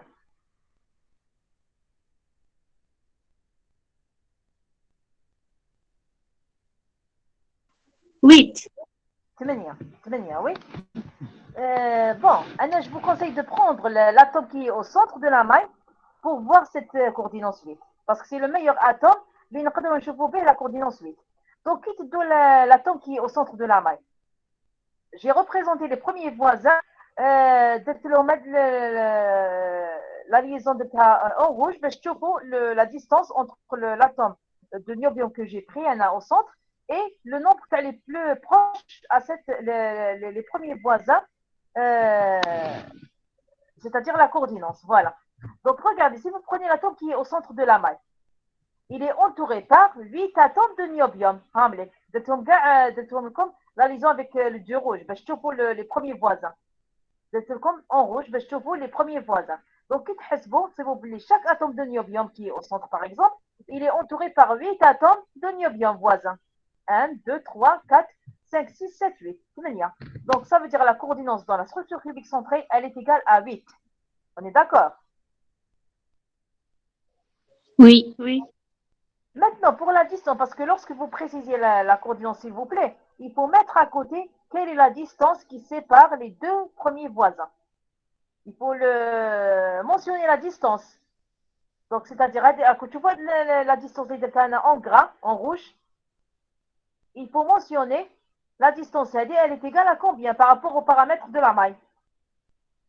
On a 8 atomes voisins, il faut préciser la distance. À quelle distance?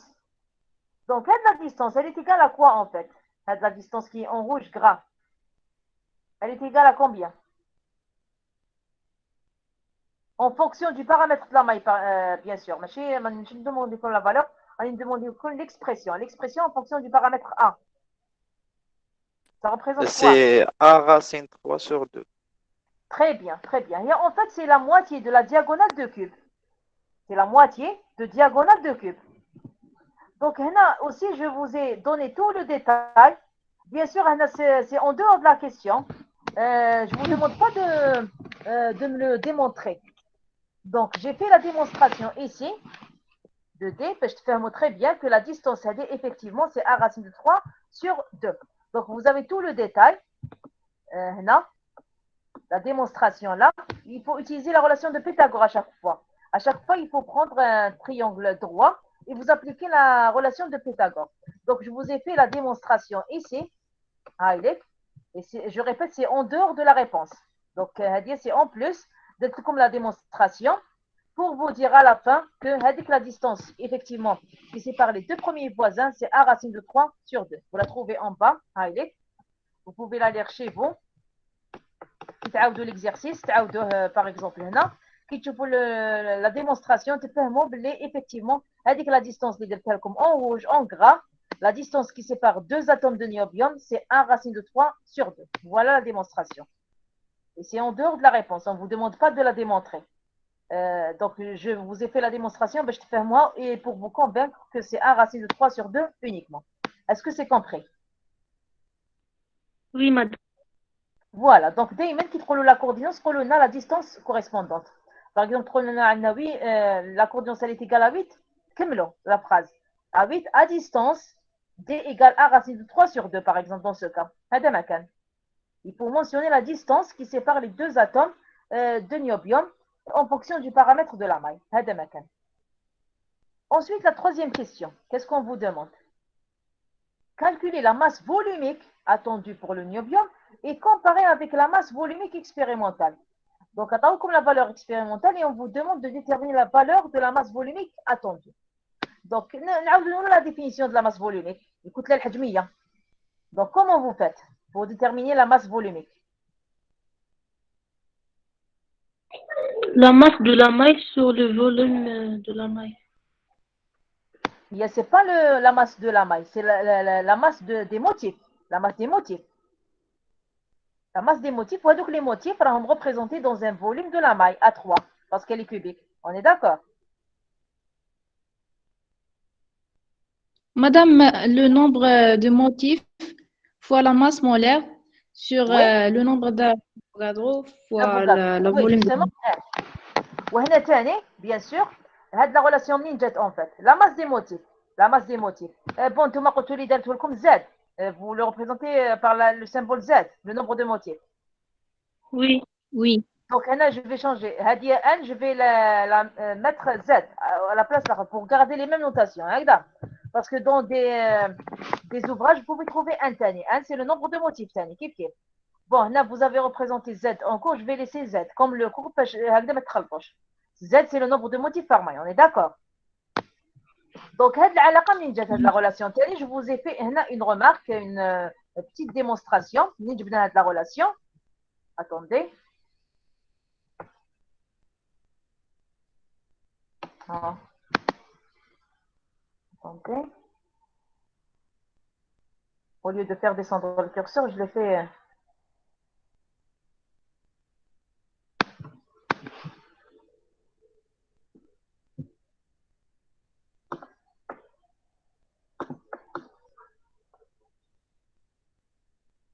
Voilà. La relation, en fait, il suffit d'appliquer une règle de 3, tout simplement. Parce que le nombre d'Avogadro, justement, le nombre d'Avogadro, c'est quoi? C'est n. Il est connu, 6, 0, 23, 10 puissance 23. Et lorsqu'on parle de la masse molaire c'est quoi? C'est la masse d'une mole de particules. Ou une mole de particules, ça représente le nombre d'Avogadro, justement. Ça veut dire grand M, il correspond à n Avogadro. Maintenant, la masse de vos motifs, elle correspond, si vous appliquez une règle de 3, elle correspond à n fois la masse molaire sur le nombre d'Avogadro. C'est une règle de 3, c'est la masse des motifs. C'est NM ou la Z, Z plutôt. Je vais changer maintenant pour ne pas oublier.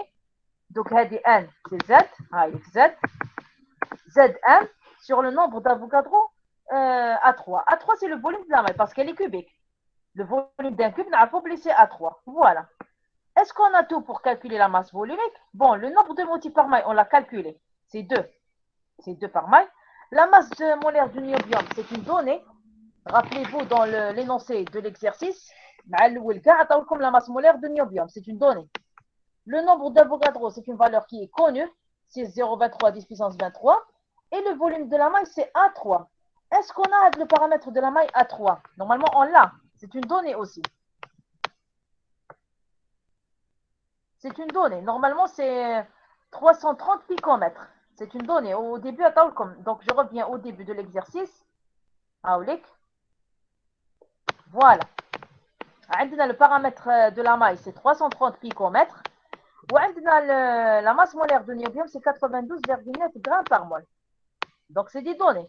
Donc, on a tout pour calculer la masse volumique de niobium. Donc, seulement, il faut faire attention aux unités.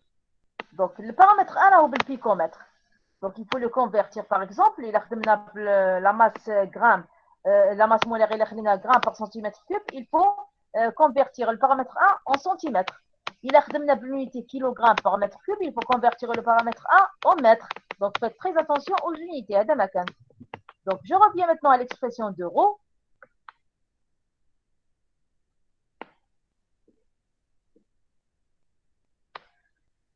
Voilà. Il est gros. Donc, j'ai remplacé dans l'expression le nombre de motifs par maille, c'est 2. Donc, 2 fois. La masse molaire de niobium, c'est 92,9 en grammes par centimètre par mol, pardon. Je l'ai converti en kilogrammes. Pourquoi? C'est pour, justement, c'est pour comparer avec la valeur expérimentale. La valeur expérimentale, ils nous ont donné la valeur en kilogrammes par mètre cube. Donc, il faut être homogène. Il faut que la masse calculée soit en kilogrammes par mètre cube pour pouvoir calculer. Donc, c'est pour ça. J'ai converti la masse en kilogrammes. Donc, 92,9 grammes, c'est 92,9 10 puissance moins 3 en kilogrammes. Et le paramètre 1, je l'ai converti en mètres. Les 1 picomètre, c'est l'équivalent de 10 puissance moins 12 mètres. Donc, le paramètre 1, c'est égal à 330 10 puissance moins 12. Et donc, en mètres, bien sûr. Donc, on a remplacé dans la relation. Voilà. Vous faites le calcul, vous trouvez une valeur de 8584 kg par mètre cube. Donc, c'est une valeur qui est très proche à la valeur expérimentale. Donc, n'attendez pas à avoir une valeur exactement égale à la valeur expérimentale. Il y a toujours un décalage entre l'expérience et la valeur calculée, bien sûr. Voilà. Est-ce que vous avez compris comment on a calculé ρ?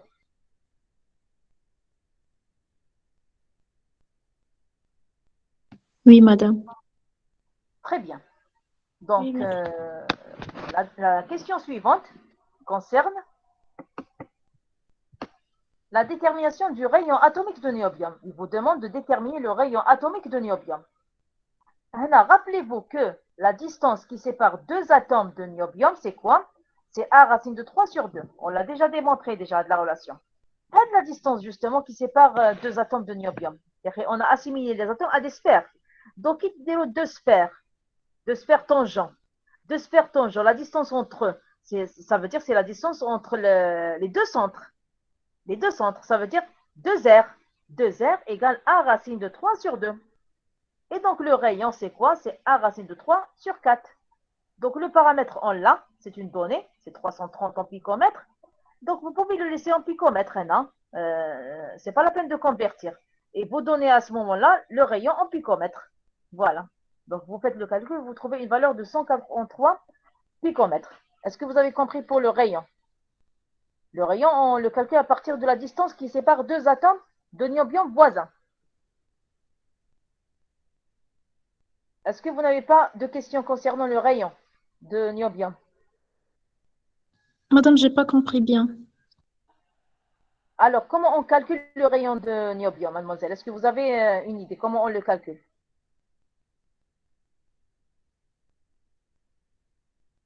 Non, pas du tout. Pour calculer le rayon de niobium, mademoiselle, il faut prendre, on sait que la distance entre les... Est-ce que vous êtes d'accord que la distance entre deux atomes de niobium, c'est A racine de 3 sur 2. C'est la moitié de la diagonale de cube. Est-ce que vous êtes d'accord déjà pour cette relation? La distance qui Oui, sépare madame. deux atomes de niobium. C'est A racine de 3 sur 2. On est d'accord? شفناها بلا coordination. La question تاع la coordination. شفناها la relation D égale A racine de 3 sur 2. Est-ce que vous êtes d'accord? Oui. Justement, la distance qui sépare les deux atomes de niobium. Je vais vous dessiner deux atomes. Attendez. Je dirais comme à côté. Forme là. Voilà.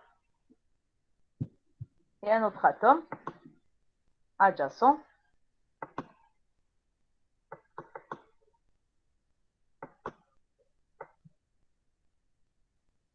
Voilà. Donc la distance justement qui sépare les deux atomes de niobium, justement. C'est la distance qui sépare les deux centres. Les deux centres. Donc, quelle est la distance entre les deux centres? Attendez.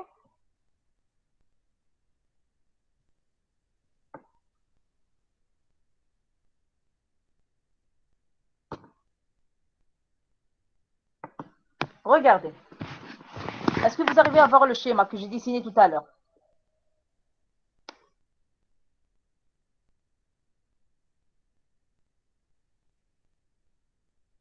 Est-ce que vous voyez le petit schéma que j'ai rajouté concernant la distance entre les deux atomes de niobium? Oui, madame. Voilà. Donc, puisqu'on assimile les atomes à des sphères, donc comme une sphère, tangente à une sphère, donc la distance binatome. La distance, il y a la distance A racine de 3 sur 2 en fait. Parce que le schéma, c'est ce qu'on appelle le schéma éclaté.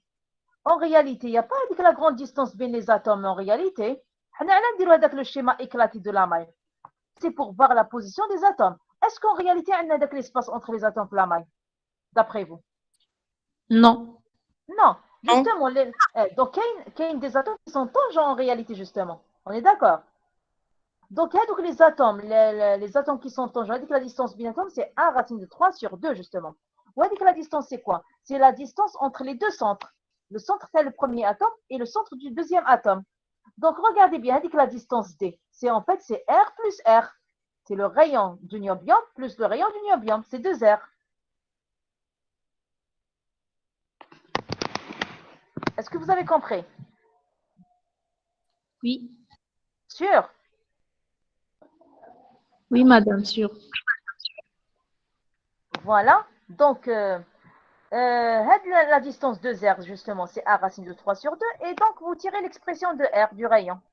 Et vous le calculez. C'est bon pour cette question? Oui, madame. Très bien. La suite.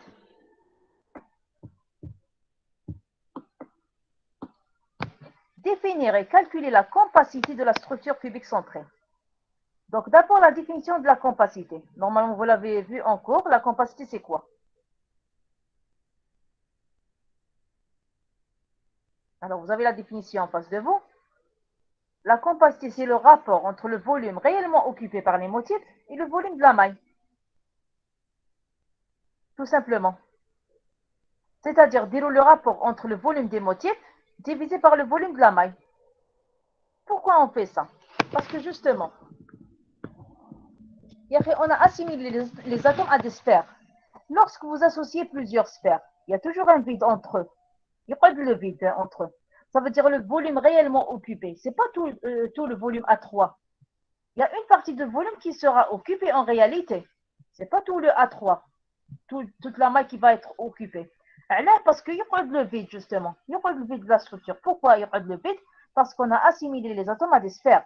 Les atomes, par exemple, des cubes, ou là, il n'y aura pas d'espace. Qui dit la société les cubes, il n'y aura pas d'espace peut-être. Mais là, puisque vous avez assimilé les atomes à des sphères, essayez, prenez des atomes sphériques, des boules sphériques, vous essayez de les associer. Il reste toujours un vide entre les atomes. Ce qui fait que le volume réellement occupé en fait au niveau de la maille, ce n'est pas A3 en fait. C'est moins que A3.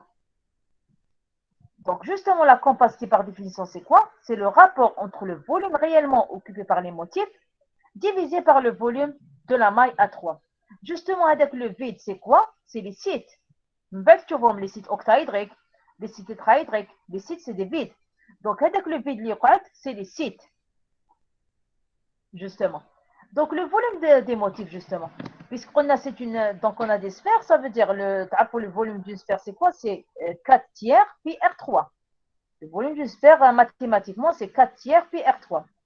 Et quand vous avez, bon, même là, je dois rectifier N, dire Z, comme vous l'avez représenté en cours, le nombre de motifs par maille de Z, donc c'est Z. Non, dans la relation. Donc, la compacité est donnée par la formule suivante. C égale Z, c'est le nombre de motifs, le nombre d'atomes par maille, fois chaque atome, son volume, c'est 4 tiers pi R3, et le volume de la maille, c'est A3. Donc, ça sera Z fois 4 tiers pi R3 divisé par A3, le volume de la maille. N étant le nombre, donc Z étant, voilà, Z étant le nombre de motifs par maille. Et donc, vous remplacez là, dans la relation, et tel que R, on a la relation, il y a une relation entre le rayon et le paramètre 1, si vous remplacez, vous pouvez directement simplifier. Soit vous remplacez R en fonction du A, ou inversement, qui m'habitons. Par exemple, là, j'ai remplacé R en fonction du paramètre A dans l'expression. Il y a des simplifications. Vous allez trouver à la fin pi racine de 3 sur 8, c'est-à-dire 0,68. C'est une valeur qui ne change pas d'une structure cubique centrée à une autre. La structure cubique centrée, c'est la compacité égale 0,68. Elle est indépendante du métal. Elle est indépendante du métal. Dans la structure cubique centrée, je répète, vous trouvez toujours une compacité de 0,68. Elle est indépendante du métal. Voilà. Parce que déjà, on vient de le voir, on simplifie le rayon du métal, on simplifie le paramètre de la maille. Donc, c'est indépendant de R, c'est indépendant de A. On trouve 0,68. Ça veut dire, en fait, réellement, il y a 68% de volume réellement occupé. Et donc, le reste, c'est quoi? C'est un vide, c'est les sites. C'est ce qu'on appelle les sites. Soit les sites octaédriques, soit les sites tétraédriques. Voilà. Est-ce que vous avez compris comment on calcule la compacité? Est-ce que c'est compris?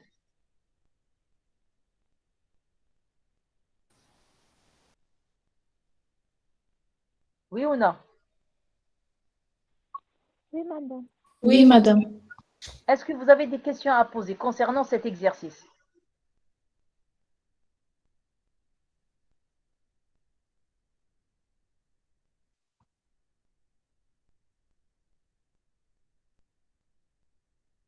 Oui ou non?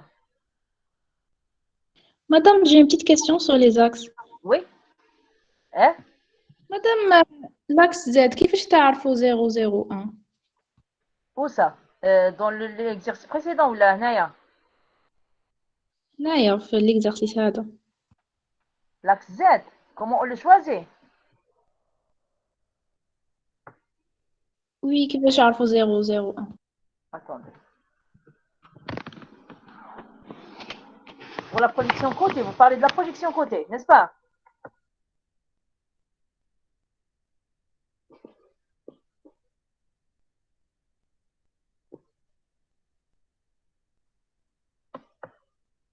Voilà, ici, vous parlez de la projection côté, mademoiselle.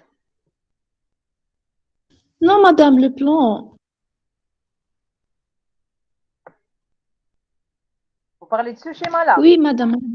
0 1 0. Quelle est votre question? Oui, madame, هذا 0 0 1. كيفاش تعرفوا هكا؟ Ah, pourquoi c'est le plan XY? هذا est le plan 001, c'est bien ça? Oui, madame, هذا. Justement, هذا, regardez mademoiselle, هذا le plan 001. Où est-ce qu'il coupera X?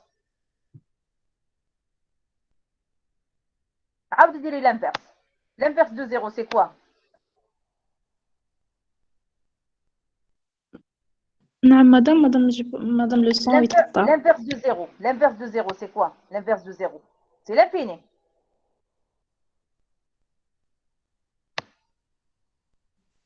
C'est l'infini. Oui. L'inverse de 0, c'est l'infini, ou l'inverse de 1, c'est 1. On est d'accord? Ça veut dire votre plan. باش ديري l'intersection avec les axes. يا اخي نعاودوا كي نقولوا les indices c'est les inverses des intersections. Et même les intersections, c'est les inverses des intersections avec les axes. On est d'accord? Oui, madame. Donc, ça veut dire que les intersections avec les axes, je dois inverser les indices. Donc, 1 sur 0, c'est l'infini, 1 sur 0, l'infini, ou 1 sur 1, c'est 1. Ça veut dire que votre plan, il sera parallèle à x, il sera parallèle à y, il coupera z en 1. On est d'accord? On est d'accord? Donc, c'est un plan qui est parallèle au plan xy. Est-ce que vous êtes d'accord? Regardez. C'est un plan qui est de la même famille de xy, parce que xy, xy. Le plan il fait partie de la même famille. Il coupera x à l'infini, il est parallèle à y, ou il coupera z en 1. Donc, ça veut dire la projection d'elle qui est la famille les plans xy. Est-ce que vous êtes d'accord? Ah, j'ai compris, madame. C'est sûr? Oui, madame. Très bien. Donc, parce que les indices HKL, qu'est-ce qu'on dit le HKL pour la méthode géométrique? On fait les inverses des intersections. Oui ou non? Oui. Alors, même les intersections, justement, même les intersections, c'est les inverses des indices de Miller. Kif. Est-ce que vous êtes d'accord? D'accord, madame. Voilà. D'accord, madame. Même les intersections, c'est les inverses des indices. Vous m'attendez avec le plan, c'est en fonction des indices de Miller, 001. Donc, le plan d'IALI مع les axes, j'inverse les indices de Miller. Donc, qui sont les intersections? Il y a en fait un plan qui est parallèle au plan XY, le plan الفوقاني. X, Z, plutôt Z égale à 1. Mais c'est un plan qui est de la même famille du plan XY. C'est la même famille, c'est un plan qui est parallèle, donc il est de la même famille. Ça veut dire la projection dialecte, لازم تديريها sur le plan XY. Ça veut dire لازم تشوفيها selon l'axe Z. باش تطيحي في la projection sur le plan XY. Est-ce que vous avez compris? Oui, madame. Merci. Je vous en prie. Les autres, est-ce que vous avez des questions à poser concernant cet exercice?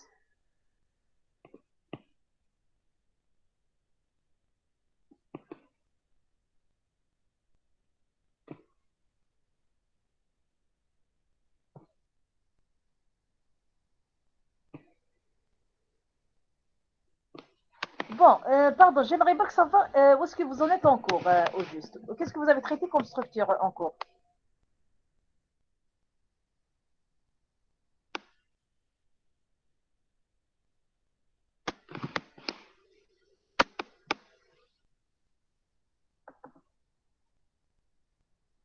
Alors,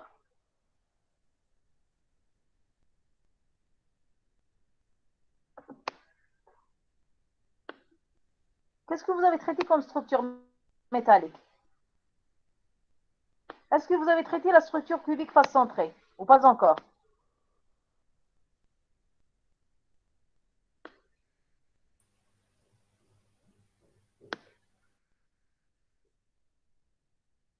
Alors, Madame, on a fait coordonnées réduites. elle est coordonnée réduite. Est-ce que vous avez compris ce que c'est? Oui. Très bien. Ou la structure cubique à face centrée. Est-ce que vous l'avez traité en cours?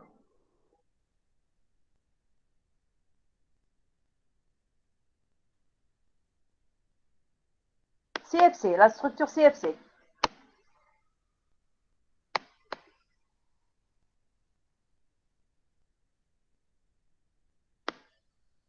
Vous l'avez traité ou pas encore?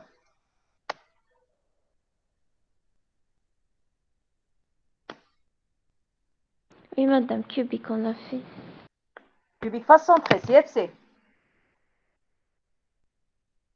Oui, cubique centré. Cubique centré, barkada واش درتو؟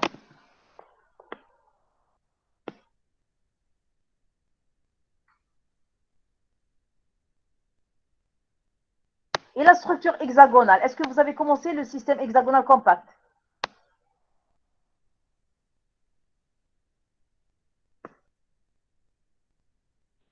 Non, pas encore.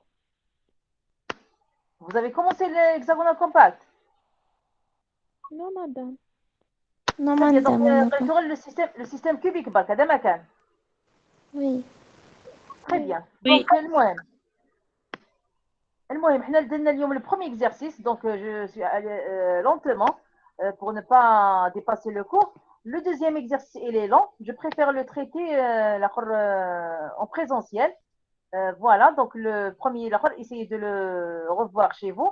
Donc tout à l'heure, je vais vous envoyer le corrigé, comme je vous ai dit, avec l'exercice numéro 4 de la série 1. Donc essayez de préparer le deuxième pour la prochaine séance, Inch'Allah. Donc ça sera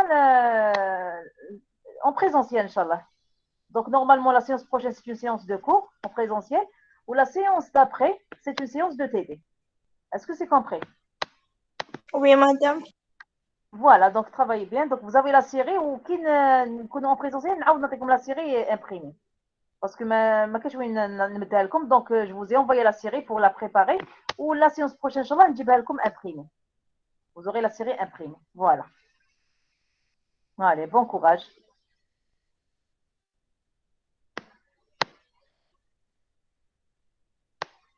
Merci, madame.